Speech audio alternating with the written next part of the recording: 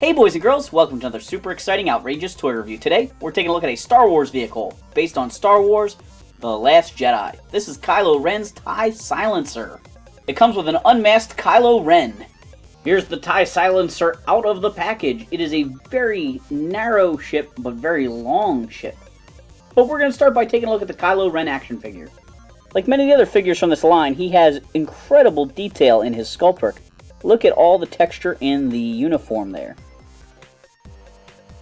So this time around, we're getting Kylo Ren. It lists him as his pilot outfit, but I feel like it's just Kylo Ren without his robe on. You know, no hood, no cloak, no helmet.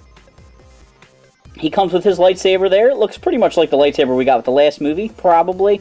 I didn't actually compare it, but it's got the flame texture to it there. You know, instead of a smooth blade. And let's take a closer look at that face. This head is really screaming Anakin Skywalker here. They did do a nice job of putting the scar in there. There's no paint app for the space band-aid, but the scar is sculpted on there and looks really nice. This figure sports 5 points of articulation. Look at that. From the back, it looks like it's just an Anakin Skywalker figure. He sports 5 points of articulation. His head can move side to side. His arms can move up and down.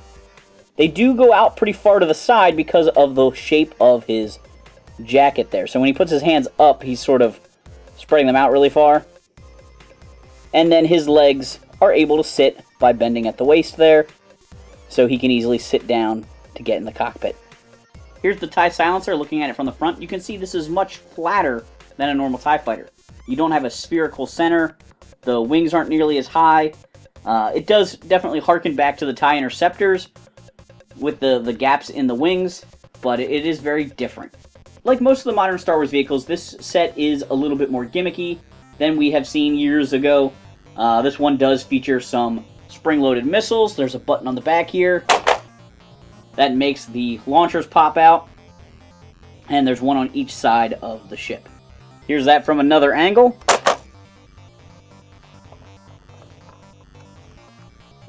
And if I push that same button again, it shoots out the missiles. The ship did require some minor assembly. The wings had to be snapped onto the side of the hull, this rear section plugged in, and there's actually gun barrels on the tips of the wings that had to be attached. While I've got this here, I'm going to flip open the hatch here and see if we can see inside. There's the seat for the pilot.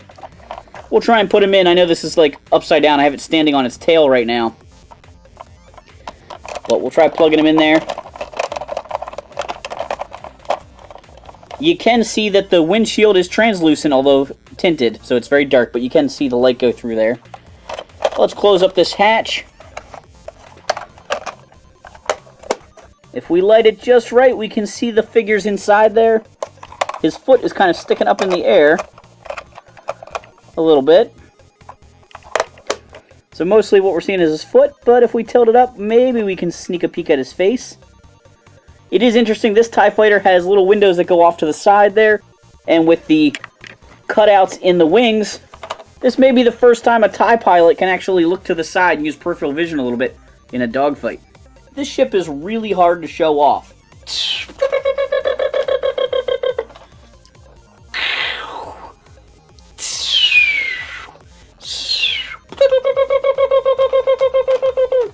Do a barrel roll! This ship is definitely hard to show off in this space I have to work here, because these fins are just so long. It's very thin though. You can see, you know, my hand covers up the wing pretty much completely. It is definitely wider than it is tall. Not a bad Star Wars vehicle. I actually like it a fair amount. It is one of the bigger vehicles from this line, so it should be decent because it's got the higher price point.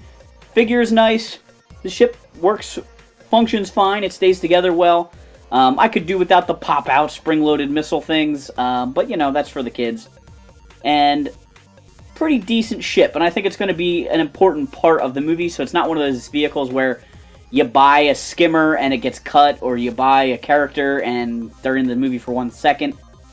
From the trailer footage alone, pretty sure this is going to be, you know, at least in one important scene. So, thanks for watching this super exciting, outrageous toy review.